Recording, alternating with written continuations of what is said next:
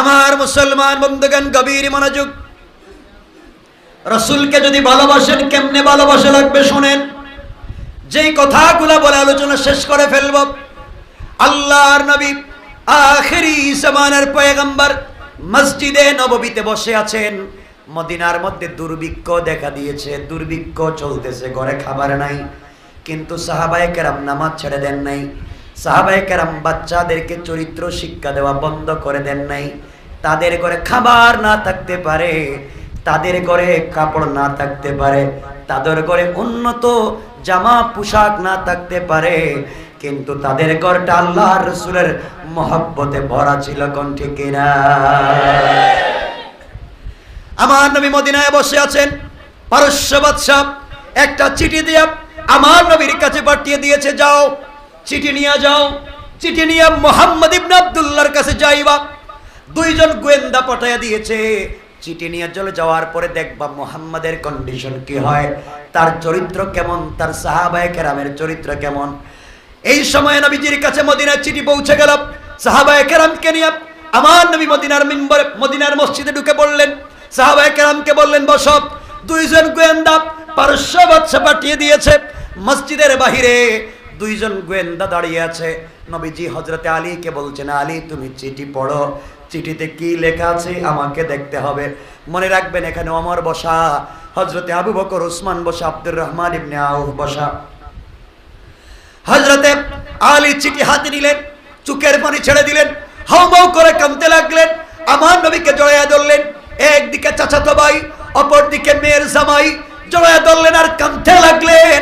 ডাক দিয়ে বলেন, ইয়া রাসূলুল্লাহি, ইয়া হাবিবাল্লাহ, পয়গম্বরে আরবি, আপনাকে আমি ভালোবাসি, আমার জীবন যৌবন আপনার জন্য উৎসর্গ করেছি, কিন্তু এই চিঠি আপনার সামনে পড়তে পারবো না। এই চিঠির ভাষা পড়ার মতো করে না, আপনার সামনে পড়তে পারবো না। নবীজি বলেন, ও আলী পড়ো, আমি শুনতে চাই কি বলেছে। হযরতে আলী দাঁড়িয়ে গেলেন, চোখের পানি ছেড়ে পড়তে লাগলেন। আর ডাক দিয়ে বলেন, ইয়া রাসূলুল্লাহি, এই চিঠির ভিতরে পারস্য বাদশা আপনাকে গালাগালি করেছে, এই কথাগুলো আমি পড়তে পারি না। নবীজি বললেন, আলী রে, দুনিয়ার মানুষ আমাকে গালাগালি করতে পারে, আঘাত করতে পারে, আমি তো তাদের জন্য রহমত হয়ে এসেছি, গালি দিতে পারি না। বলো কি বলেছে?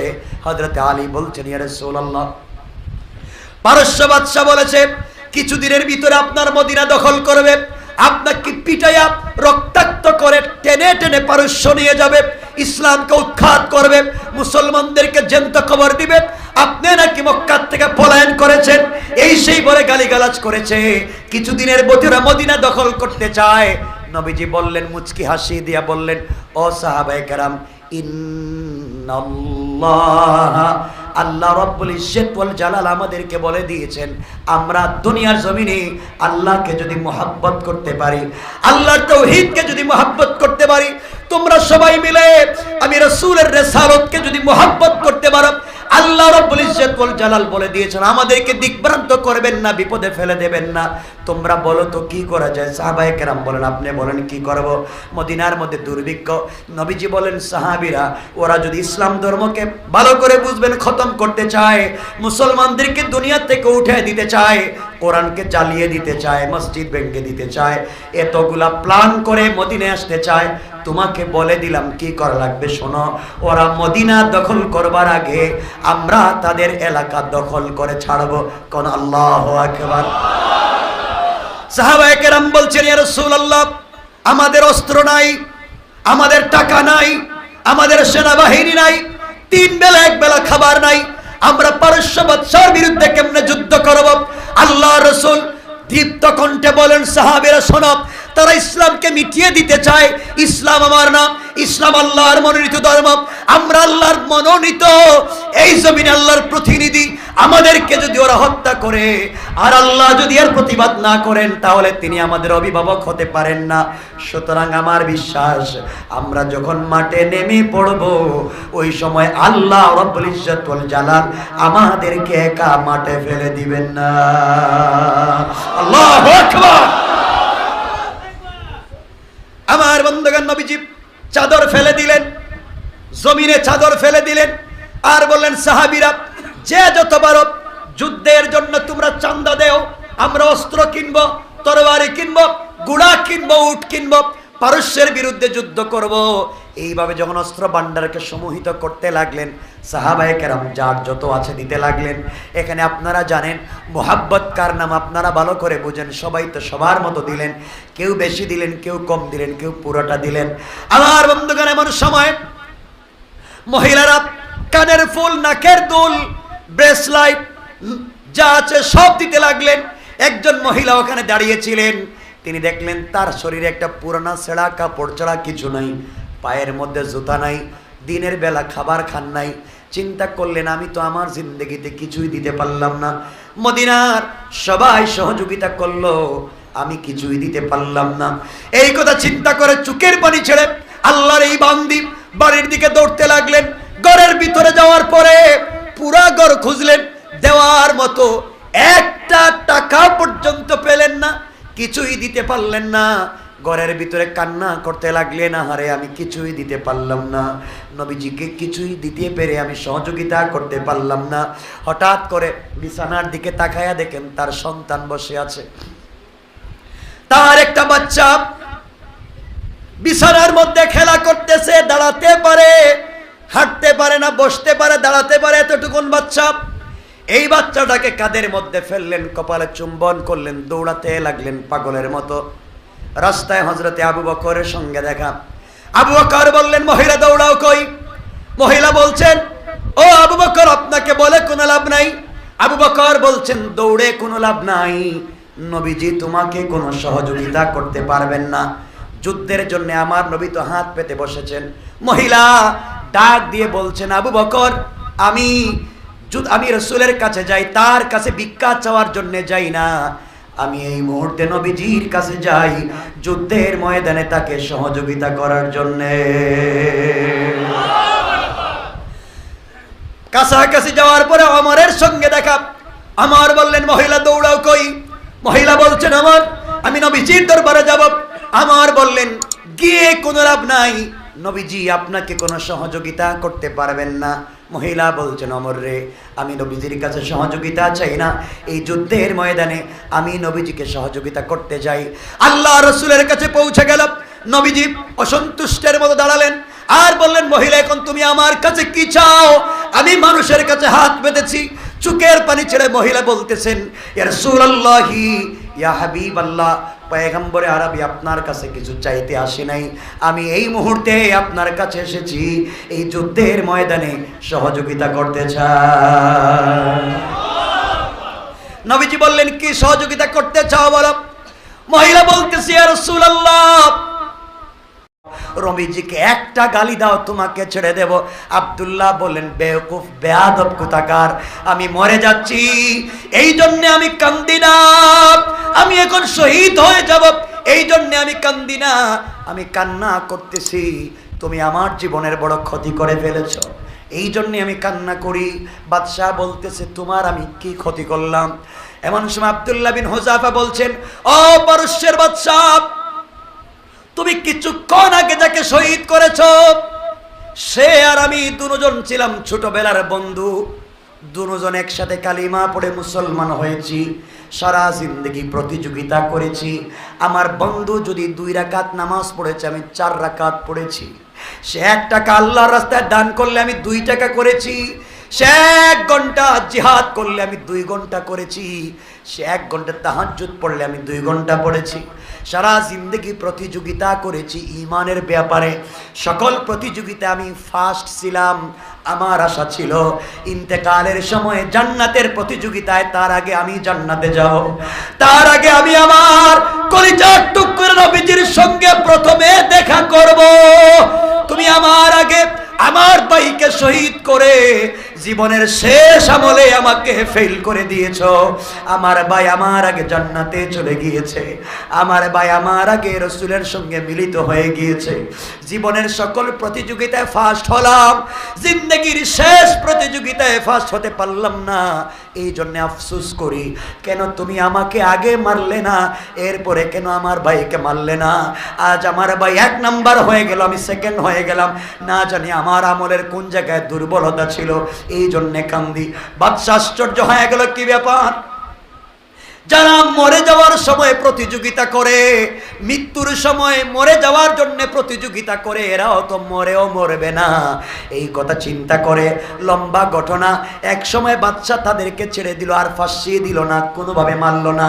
আল্লাহ রাব্বুল ইজ্জত ওয়াল জালাল তাদের ঈমান নবীজির সুন্নতের উপর ইস্তেকামতের কারণে গোটা পারস্যে ইসলামী হুকুমত কায়েম করে দিলেন। কোন সুবহানাল্লাহ, আল্লাহু আকবার। তার নাম ঈমান, তার নাম ভালোবাসা। এটা হচ্ছে রাসূলের প্রতি ভালোবাসা। আমরা রাসূলের প্রতি ভালোবাসা দেখাতে পারবো তো ইনশাআল্লাহ? বলেন ইনশাআল্লাহ। ভালোবাসা দেখাতে গিয়ে মারামারি করবেন না, গালাগালি করবেন না, কারো মন্দিরে আঘাত করবেন না, কারো গির্জা আঘাত করবেন না, কারো প্রেগোডে আঘাত করবেন না, কারো সিরুগে আঘাত করবেন না, এগুলাতে যাবেন না, সাম্প্রদায়িক দাঙ্গা লাগাবেন না। মনে রাখবেন রাসূল রহমতের নবী। আমরা সকলের দ্বারে দ্বারে দরজায় দরজায় রহমত নিয়ে যাব ইনশাআল্লাহ। বলেন ইনশাআল্লাহ। কেমনে রহমত নিয়ে যাবেন?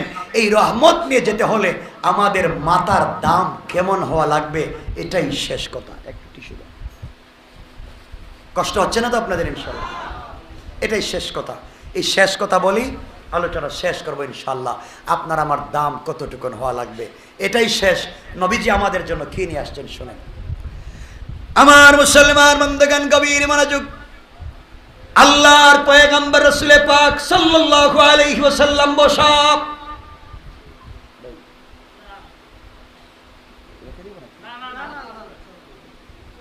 লম্বা হয়ে যাচ্ছে, রেখে দিই, থাক। 12টা হয়ে গেছে। না না না, লম্বা হয়ে যাবে পরে, আর লম্বা করলে লম্বা হয়ে যাবে। 2 মিনিট না, আপনার কথা শুনেন, আমার কথা শুনেন। 12টার পরে কথা বলতে নাই, কথা শুনেন কি বলতে চাই। শুধুমাত্র এতটুকুন বলেই রাখবো যে আপনি সেজদা যে দিবেন, এই সেজদার কন্ডিশন কেমন হলে আপনার নামাজটা কবুল হবে। আমার নবীজি বসে আছেন, জিবরিল আমিন হাজির হলেন। জিবরাইল বলছেন, ইয়া রাসূলুল্লাহ, আপনার কাছে একটা ঘটনা বর্ণনা করতে চাই। নবীজি বললেন, জিবরাইল বলো, কি ঘটনা বলবে? জিবরাইল বলছেন, ইয়া রাসূলুল্লাহ, এমন ঘটনার জীবনে বলি নাই। আল্লাহ যেদিন আমাকে তৈরি করলেন, আল্লাহ তৈরি করলেন আমাকে, পৃথিবীতে আল্লাহ আছেন, আমি আছি, আর কিছুই নাই। আল্লাহকে আমি জিজ্ঞাসা করলাম, আল্লাহ তাআলা আপনি বলেন পৃথিবীতে এই সৃষ্টির মধ্যে শুধু আপনি আছেন আর আমি আছি, আর কিচ্ছু নাই। বলেন তো আপনি কোন জিনিসে বেশি খুশি হয়ে যান? কি করলে আপনাকে খুশি করা যাবে, আপনি একটু বলেন। আল্লাহ বললেন, ও জিবরাইল, আমি খুশি হয়ে যাই আমার কদমে যদি কেউ একটা সেজদা দিতে পারে, আর আসমান জমিন আরশ কুরসি লৌহ কলম জান্নাত জাহান্নাম যা আছে সব যদি এক পাল্লায় উঠাইয়া দেয়, আর একটা সেজদা যদি আরেক পাল্লায় উঠাইয়া দেয়, আমি আল্লাহ ওই সেজদার পাল্লায় খুশি হয়ে যাই। পয়গম্বর আরবি এই কথা বলবার পরে আমি চিন্তা করলাম, আল্লাহ তো সেজদায় খুশি হয়ে যান, সুতরাং আমার কাজ হলো আল্লাহকে খুশি করা। এই চিন্তা করে আল্লাহর কদমে সেজদায় পড়ে গেলাম। ওগো পয়গম্বর আরবি, একাধারে আমি 30,000 বছর আল্লাহকে সেজদা দিলাম। আল্লাহু আকবার। কয়দিন? কয়দিন? একাধারে 30,000 বছর সেজদা দিলাম। 30,000 বছর সেজদা দেওয়ার পরে উঠলাম, আল্লাহর দিকে মুতাওয়াজ্জা হয়ে বললাম, আল্লাহ আপনি বলেছেন সেজদা দিলে খুশি হয়ে যান, বলেন না আমি তো 30,000 বছর শুধু সেজদা দিলাম, খুশি হইলেন কিনা? ওগো পয়গম্বরে আরবি কথা বলবার পরে আল্লাহ আমার চেহারার দিকে তাকালেন না। বুঝো রে ভাই, তোমার পয়গম্বর, আমার পয়গম্বর তোমার আমার জন্য কি করেছেন? আমার দিকে তাকালেন না। কিছুক্ষণ পরে আবার আল্লাহকে বলছি, আল্লাহ তুমি কি সন্তুষ্ট না? আল্লাহ বললেন, জিবরাইল শোনো, তোমার প্রশ্নের জবাব দেওয়ার আগে তুমি আমার আরশে আজিমের পিলারের দিকে, আরশে আজিমের দিকে তাকাও। হযরতে জিবরিল আমিন আরশে আজিমের দিকে তাকালেন, তাকাইয়া দেখেন ওখানে লেখা লা ইলাহা ইল্লাল্লাহ মুহাম্মাদুর রাসূলুল্লাহ। ওখানে লেখা, কালিমা লেখা। জিবরাইল বলছেন আল্লাহ, ওখানে তো কালিমা লেখা আছে, কালিমা আমি শুনি নাই, দেখি নাই কোনোদিন। কালিমার সঙ্গে আমার সেজদার সম্পর্ক কি বলেন? আল্লাহ বললেন জিবরাইল তাহলে শোনো, এই যে কালিমা দেখতেছো, আমি আল্লাহ দুনিয়ার সৃষ্টি করব, জিন্নাত ইনসান সৃষ্টি করব। জিন্নাত ইনসানের জন্য রাহবার হিসাবে লক্ষাধিক আম্বিয়া কেরামকে প্রেরণ করব।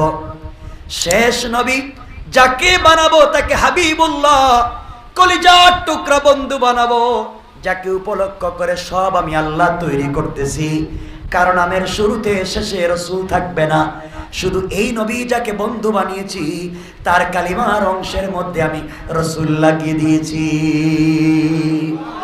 ও জিবরাইল, এবার মূল ঘটনা শোনো। আমার এই নবীর উম্মতেরা, তাদেরকে আমি 5 ওয়াক্ত নামাজ দেব। তারা প্রত্যেক 5 ওয়াক্ত নামাজে 17 রাকাত নামাজ ফরজ পড়বে। কত রাকাত নামাজ ফরজ? ফজরের 2 রাকাত, জোহরের 4 রাকাত 6 রাকাত, আসরের 4 রাকাত 10 রাকাত, মাগরিবের 3 রাকাত, ইশার 4 রাকাত। আমি 17 রাকাত নামাজ ফরজ করব। এই 17 রাকাতে প্রত্যেক রাকাতে তারা 2টা করে সেজদা দিবে, সেজদা ফরজ করব। আর 2টা সেজদার মধ্যখানে প্রত্যেক সেজদায় গিয়া তারা কমপক্ষে 3 বার পড়বে সুবহান রাব্বিয়াল আলা। আমার ওই গোলামেরা 3 বার পড়বে সুবহান রাব্বিয়াল আলা। তারা যে একটা সেজদায় গিয়া একবার যদি পড়ে সুবহান রাব্বিয়াল আলা, তাদের ওই একবারের সুবহান রাব্বিয়াল আলাকে আমি আল্লাহ তোমার 30,000 বছরের সেজদার চাইতে 40 লক্ষ গুণ বেশি বড় বানাইয়া একবার সুবহানাল্লাহ সেজদায় বলার কারণে 40 লক্ষ হাজার বছরের সওয়াব তাদের আমলনামায় লিখে দেব। আল্লাহু আকবার। কারণ তাদের নবীকে আমি ভালোবাসি। তারা যখন সেজদায় গিয়ে আমাকে বলবে সুবহান রাব্বিয়াল আলা, তখন তাদের আমলনামার ভিতরে যত গুনাহ আছে আমি আমার ফেরেশতাদেরকে বলে দিয়েছি, তাদের গুনার খাতাগুলা তোমরা বন্ধ করে দিবা। আর একটা সুবহানাল্লাহর বিনিময়ে জিবরাইলের 40 লক্ষ হাজার বছর সেজদা করলে যে সওয়াব, এই পরিমাণ সওয়াব আমলনামায় লিখে দিবা। এই জন্যে মুসার মতো পয়গম্বর আল্লাহকে বলতেন, আল্লাহ আমাকে কেন নবী বানাইছ? তুমি যদি আমাকে এই নবীর উম্মত বানাইয়ে দিতা তাও তো আমার অনেক লাভ হতো। আল্লাহর কাছে মুসা যেদিন বলছিলেন, মুসা আল্লাহকে বলছিলেন, আল্লাহ আপনি আমার সঙ্গে তুর পাহাড়ে কথা বলেন, পৃথিবীতে কি আর কারোর সঙ্গে কোনোদিন কথা বলবেন?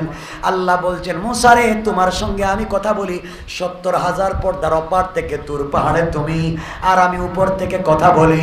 আর আখিরি জামানার উম্মতেরা সিজদায় গিয়া যখন পড়বে সুবহান রাব্বিয়াল আলা, তখন আমি আল্লাহ তাদের গলার রগের চাইতে কাছে গিয়া কথা বলতে শুরু করি। আল্লাহু আকবার বলে। সেটা হচ্ছে ভালোবাসা। এটা হচ্ছে রাসূল আমাদের জন্য রেখে গিয়েছেন সালাত। ইন্তেকালের আগে নবীজি বলেছেন সালাত, নবীজি ইন্তেকালের আগে বলেছেন সালাত, ইন্তেকালের আগে করেছেন মিসওয়াক। 2টা কথাই আজকে বলছি। শুরুতে বলছি মিসওয়াকের কথা। নবীজির ইন্তেকালের আগে আয়েশা নিজের মুখে মিসওয়াক নিয়ে নরম করে দিতেন, নবীজি মিসওয়াক করতেন। ইন্তেকালের আগে নবীজির জ্ঞান ফিরলেই বলতেন আসসালাতু আলা ওয়াক্তিহা, আসসালাত আসসালাত আসসালাত ওয়া মা মালাকাত আইমানুকুম। এই জন্য নামাজ সব সময় পড়ব ইনশাআল্লাহ। বলেন ইনশাআল্লাহ। আমাকে আজকে কথা দেন এতটুকুন আমরা নামাজ পড়ব ইনশাআল্লাহ। বলেন সবাই ইনশাআল্লাহ। কয় ওয়াক্ত? বলেন ইনশাআল্লাহ। আল্লাহ কবুল করো। এখানে অনেক সবাই ব্যবসায়ী, ব্যবসায় উল্টাপাল্টা করবেন না, ব্যবসায় কখনো 2 নম্বরই করবেন না। কারণ ভাই শোনেন, আমি বলছি, আমার দিকে তাকান, আমি যে জান্নাতে যাইব কোনো গ্যারান্টি নেই। আয়াতের কোন জায়গায় কোরআনে লেখা নাই যে হুজুর জান্নাতি, বরং হাদিসে রাসূল বলেছেন, হাদিসে কুদসিতে আল্লাহ বলেছেন, সর্বপ্রথম যার বিচার করব তারা হলো আলেম। জিগাইব, হুজুর কি ওয়াজ করছিলেন, এদিকে আসেন, আমল কি করছেন, আসেন হিসাব দেন। আমরা বলবো, আল্লাহ এই যে সারা জিন্দগি 40 বছর ওয়াজ করছি, আল্লাহ কবে তুই বাটপার, ওয়াজ করছস মানুষে বাহবা দেওয়ার জন্য, ওয়াজ করছস টাকার জন্য, আমি আল্লাহর জন্য করস নাই, জাহান্নামে যা। আল্লাহ বলবেন কিন্তু ব্যবসায়ীদের সম্পর্কে আল্লাহ বলছেন কোরআনে, রিজালুল্লাহ তুলহিহিম তিজারাতুম ওয়ালা বাইউন আন যিকরিল্লাহ, যে ব্যবসায়ী ব্যবসা করতে গিয়ে নামাজ বাধা হয়ে দাঁড়ায় নাই, নামাজ ঠিকমতো পড়ে ব্যবসা করেছে, ওই ব্যবসায়ী বিনা হিসাবে রাসূলের সঙ্গে জান্নাতুল ফিরদাউসে যাবে। এজন্য শ্যামবাজারের ব্যবসায়ী ভাইদেরকে 2 হাত জোড় করলাম, 2 হাত জোড় করে তোমাদের পায়ে ধরে বলছি, ব্যবসা করেন, হালাল করেন, বাচ্চাদেরকে হালাল খাওয়ান, ব্যবসা করেন, 5 ওয়াক্ত নামাজ পড়েন, ইনশাআল্লাহ। কিছু বললেন না? হারাম খাবো না, হারাম লেনদেন করব না, চাঁদাবাজি না, শয়তানি না, কালো ব্যবসায়ী মানে কালো টাকার ব্যবসায়ী কিছু করব না। যারা সবজি ব্যবসা করেন, ওই ভালোটা উপরে রাইকা খারাপটা ভিতরে রাইকেন না। যারা মাছের ব্যবসা করেন, অরিজিনালটা সামনে রাইকা আর ওই যে ফ্রিজেরটা পরে দিয়ে দিলেন ব্যাগে, করেননি কেউ? সব অলিয়া উলিয়া দেখতেছে, সব অলিয়া উলিয়া। যারা পেঁয়াজের ব্যবসা করেন, এই যে পেঁয়াজের ব্যবসা করে, আদা বিক্রি করে, এরা বস্তার ভিতরে 5-10 কেজি পচা দেয়। এই যে আমার খুব কাছের, মহব্বতের, আমি ভালোবাসি, আমার খুব কাছের তারেক ভাই, এই কাজ করবেন না কিন্তু। শ্যামবাজার, এই বাজারের নাম কি, পেঁয়াজপট্টি সহ সবাইকে বলছি, পুরো শ্যামবাজারকে বলছি, আল্লাহর ওয়াস্তে আদা, পেঁয়াজ, রসুন, মাছ, মাংস, গোশত, এরপরে গ্রোসারি যা আছে, ডেট সবজির চলে গেলে, ডেট কোন জিনিসের চলে গেলে নিজের হাতে ডেট লাগাইয়েন না, ইনশাআল্লাহ কন না। আর এই যে কাপড় ব্যবসায়ী আছে, এই যে এরা কাপড় পচে গেলে এটারে গাঠির ভিতরে ঢুকায় দেয়, এই কাজ করে না ভালো। এই যে আরেকজন আছে ভালো, আরো বলছি, এরা দেশের কাপড় রে বিদেশি প্যাকেটে ঢুকায় বিদেশি বলে সেল করে। এরা করবেন না, এরা আমার লোক, এজন্য এদেরকে বলতেছি, আমার অধিকার আছে।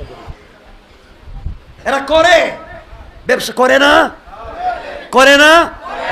বাংলাদেশে আপেল আঙ্গুর এখানে আই না, আর মালটা এখানে আই না, দেখবেন লাগাই দিছি এটা মিশরি, প্যাকেট লাগাই দিছি মিশরি। করবেন না এগুলা বললাম, আমি বলতেছি আমার জন্য না, আমি বলতেছি আপনাদের জন্য, কারণ আল্লাহর কাছে হিসাব দেওয়া লাগবে। করবো না ইনশাল্লাহ? ওজনে কম দিব না। যারা বিশেষ করে মাংস, গোশত, মাংস বললে কষ্ট পান, আরে মাংস বললে কষ্ট পাবেন না, মাংস বললে তো কষ্ট পাওয়ার কত অন্যরা। গোশত হোক, মাংস হোক, যাই হোক, ওজনে কম দিবেন না। দেখা যায় 10 কেজি দেখায় দিছে, বাড়ি তিনে দেখা যায় 8 কেজি হয় না। হয়নি? এটা হয়নি? হয়। রেস্টুরেন্ট যারা ব্যবসা করেন, ব্রয়লারের মুরগ খাওয়াচ্ছেন, কক মুরগ বইলা, সাবধান, আল্লাহ জানি মিশা কইলাম নাকি তা, এগুলা করেননি। এরপরে ওই পুরাতন 6 মাস আগের এই যে মহিষের গোশত, গরুর গোশত বলে চালাই দিতেছে, ঠিক? ও ভাই, তোদের পায়ে ধরছি, আল্লাহর ওয়াস্তে পায়ে ধরছি, কেমনে বললে বুঝবেন কোন? আপনারা বলেন ঘরে ঘরে গিয়ে পায়ে ধরতে ধরবো, তারপরে এগুলা কইরেন না। একসাথে জান্নাতে যেতে চাই, রাসূলের সামনে তো হাউজে কাউসারের পানি পান করতে চাই। রাসূল বলবেন, এই পাবলিক রে ঠকাইয়া এখন আমারে ঠকাইয়া পানি খাইতেইছস। কইরেন না এগুলা। বহুত লোক আছেন মুরব্বী বাবা, নিজের মেয়েরা সম্পত্তি দেন নাই ঠিক মতো, ছেলেরে দিছেন, মেয়েরে দেন নাই, আর আপনি এই এলাকার মুরব্বী আরেকজনের বিচার করেন, হকের বিচার। আপনিই তো নিজের বউরে হক দেন নাই, আপনিই তো নিজের মেয়েরে হক দেন নাই, ঠিক কিনা বলেন? নিজের বউরে হক নিজের মেয়ের হক দেন না, আপনি আরেকজনের হকের বিচার করেন। কষ্ট পাইলেন আমার কথায়? আজকের থেকে কারো হক মারব না, আমরা সবাই একসাথে চলবো। ধর্মে ধর্মে মারামারি নাই, বলেন নাই। আমরা সাম্প্রদায়িক দাঙ্গা করব, ফিতনা ফাসাদ করব। আমরা সবার কাছে রাসূলের চরিত্র নিয়ে দাওয়াত দেব ইনশাআল্লাহ। আর মুরব্বী বাপদেরকে বলছি, নামাজের যুবকেরা যায়, দাড়ি নাই, প্যান্ট চলে গেছে টাকনুর নিচে, মাথায় টুপি নাই। এই ছেলে, কয়দিন থেকে নামাজ শিখছ? প্যান্ট ঠিক নাই, দাড়ি নাই, টুপি নাই, যাও পিছনে যাও। এগুলা কইরেন না। অত সিনেমা হলে যায় নাই, অত সিনেমা বিচারে যায় নাই, ও মসজিদে আসছে, ও বুঝবে একদিন, বুঝতে বুঝতে হয়তো আপনার চাইতে ভালো হয়ে যাবে, ঠিক কিনা বলে? বের করে দিয়েন না। ওর দাড়ি নাই, বাইর করে দিলেন। ওর প্যান্ট নাই, শার্ট নাই, বাইর করে দিবেন না। বুঝাও, বুঝাও। রাসূলের কাছে মানুষ এসে বলতো, আমি কালিমা পড়ে মুসলমান হব, নামাজ পড়বো না। কয় ঠিক আছে।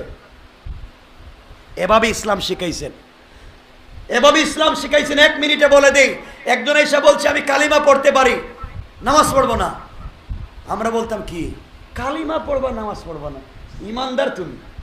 নবীজি বলছেন, বাবা ঠিক আছে, কালিমা পড়ছো, নামাজের দরকার নেই, এরপরে কালিমাটা পড়ো, কাছাকাছি আসো, ঠিক না? কিছুদিন পরে দেখে নামাজের সময় সবাই মসজিদে চলে যায়, বেচারা একা একা বাড়িতে থাকে। নবীজির কাছে এসে বলছি, ইয়া রাসূলুল্লাহ, আজকের থেকে আমি নামাজ পড়ব, শর্ত আছে, অজু করব না। দেখছেন কি করবে না? অজু করবে না। আমরা হইলে কি মনে করেন, রে পিটাইয়া পুলিশে দিতাম। কবে না নামাজ পড়বে, অজু করবে না। নবীজি বলে ঠিক আছে। বেচারা এভাবে কতদিন পড়ছে নামাজ অজু ছাড়া, নবীজির পিছনে। চিন্তা করেন, হঠাৎ একদিন নামাজে এসে দেখে হযরতে আলী অজু করতেছেন, হাত কোনই পর্যন্ত ধুইতে হয়, হযরতে আলী ধুইতেছেন এতটুকু, পা ধুইতে হয় টাকনু পর্যন্ত, আলী দিতেছেন হাঁটু পর্যন্ত। জিজ্ঞাসা করে, আলী তুমি এতটুকুন ধোও কেন? নবীজি তো আরো কম বলছেন। আলী বলছেন, তুমি শুনো নাই? সামিতু রাসূলুল্লাহ সাল্লাল্লাহু আলাইহি ওয়াসাল্লাম, আমি নিজের কানে রাসূল থেকে শুনেছি, রাসূল বলেছেন ওযুতে যেই যেই অংশ ধৌত হয় কিয়ামতের দিনে সেই সেই অংশ নূরের মতো চমকাইতে থাকবে। আল্লাহু আকবার। এজন্য আমি আলী টাকনু পর্যন্ত, এজন্য এতটুকুন ধই, হাঁটু পর্যন্ত ধই, যেন আমার আরো বেশি অংশ চমকাইতে থাকে। এই লোক কয়, তা যদি সত্য হয় তাইলে আজকের থেকে 5 বার গোসল করব। যেই বেচারা নামাজ পড়তে চায় নাই, এখন বলতেছে 5 বার গোসল করবে।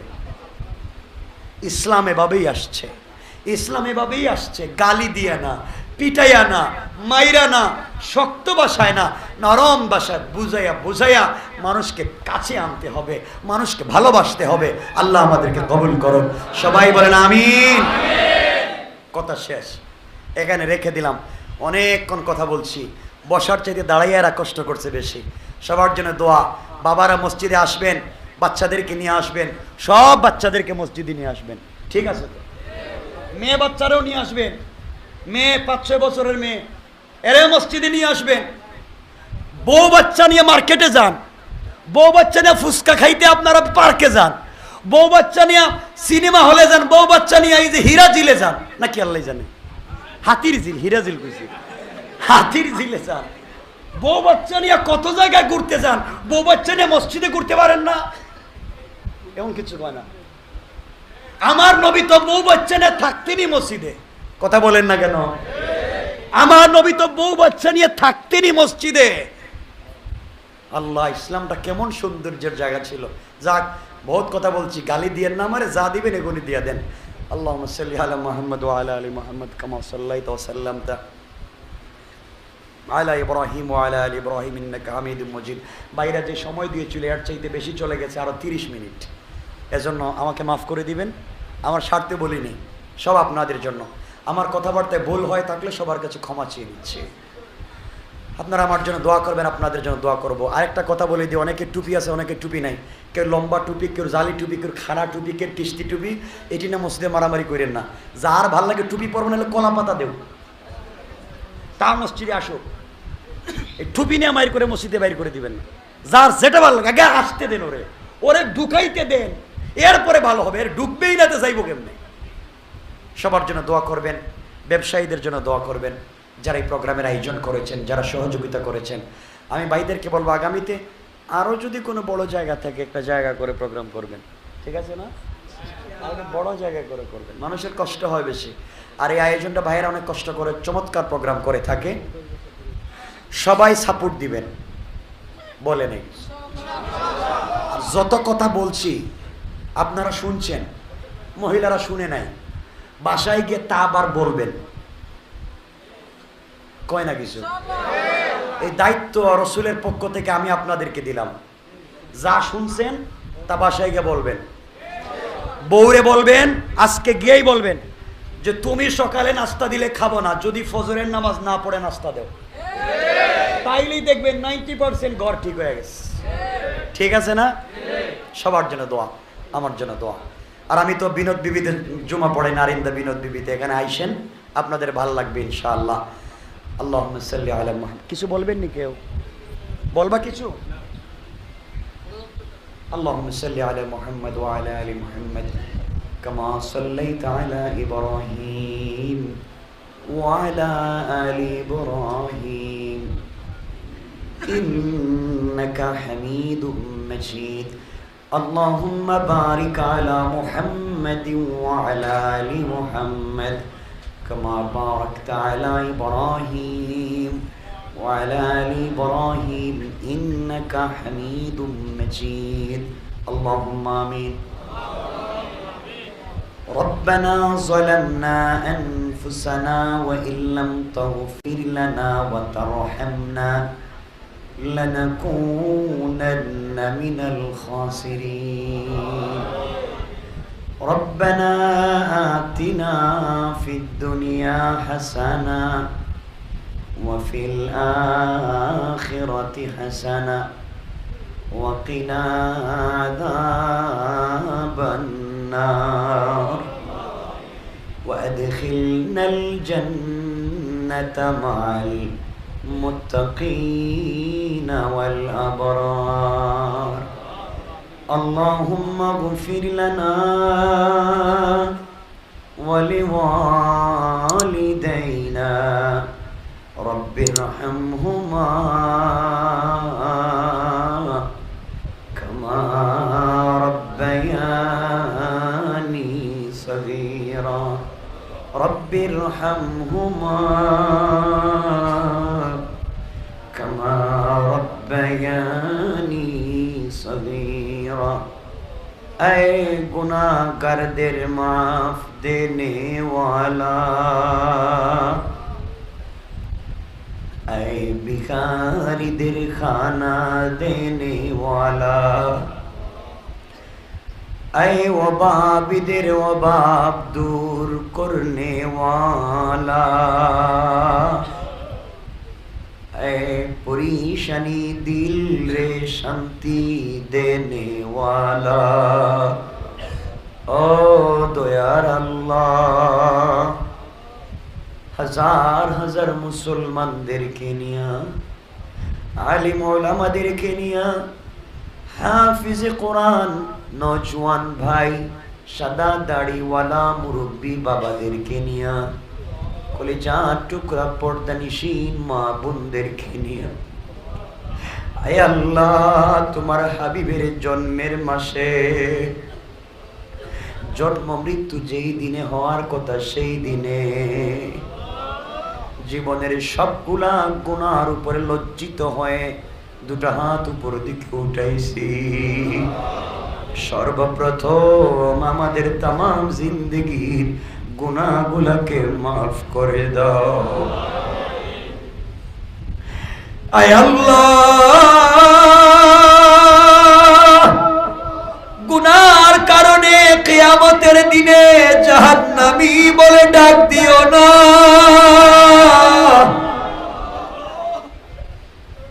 গুনাহগার বলে জাহান্নামে ফেলে দিও না।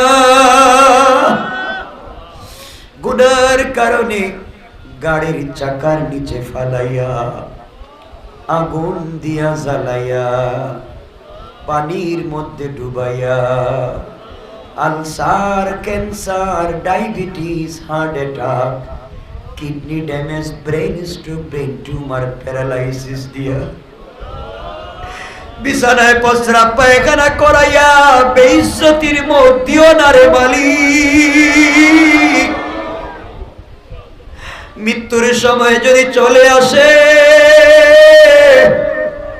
পবিত্র রমাদানুল মুবারকের তাহাজ্জুদের সিজদায় জুমার দিনের কোরআন তেলাওয়াতের হালতে নবীজিকে স্বপ্নে দেখাইয়া সোনার মক্কা মদিনা জিয়ারত করাইয়া কাবার গিলাফে দরাইয়া হজরে আসওয়াদে চুম্বন করাইয়া জমজমের পানি দিয়ে গোসল করাইয়া মাকামে ইব্রাহিমে 2 রাকাত নামাজ পড়াইয়া তোমার হাবিবের রওজায় সালাত আর সালাম পৌঁছাইয়া মালাকুল মউত পাঠাইও আল্লাহ। এই প্রোগ্রামের আয়োজন করতে যারা টাকা দিয়ে, পয়সা দিয়ে, শ্রম দিয়ে, পরামর্শ দিয়ে, দেশ থেকে বিদেশ থেকে যে যেখান থেকে যেভাবে সহযোগিতা করলেন, সহযোগিতার ওয়াদা দিলেন, সবাইকে তুমি কবুল করে নাও। পুরা শ্যামবাজারের ব্যবসায়ীদেরকে কবুল করে নাও। ইয়া আল্লাহ তাদের ব্যবসায় বরকত দিয়া দাও। আসমানি জমিনি মুসিবত থেকে ব্যবসাগুলোকে বাঁচাইয়া দাও। ইয়া আল্লাহ তাদেরকে নেক নেক বানাইয়া দাও। হালাল পথে চলবার তৌফিক দিয়া দাও। অমনি এলাকার যতগুলা মসজিদ আছে সবগুলা মসজিদে আইম্মায়ে কেরাম, খুতবায়ে আযমদেরকে ভালো রাখো আল্লাহ। ইজ্জতের সাথে তুমি রাখো রে মুনিব। আয় আল্লাহ, আমরা যারা হাত উঠাইলাম আমাদের রূহানি জিসমানি বিমারকে শিফা দিয়া দাও। ইয়া আল্লাহ, জানি না এই মাজলিসে কার জানি আমার মতো বাবা নাই।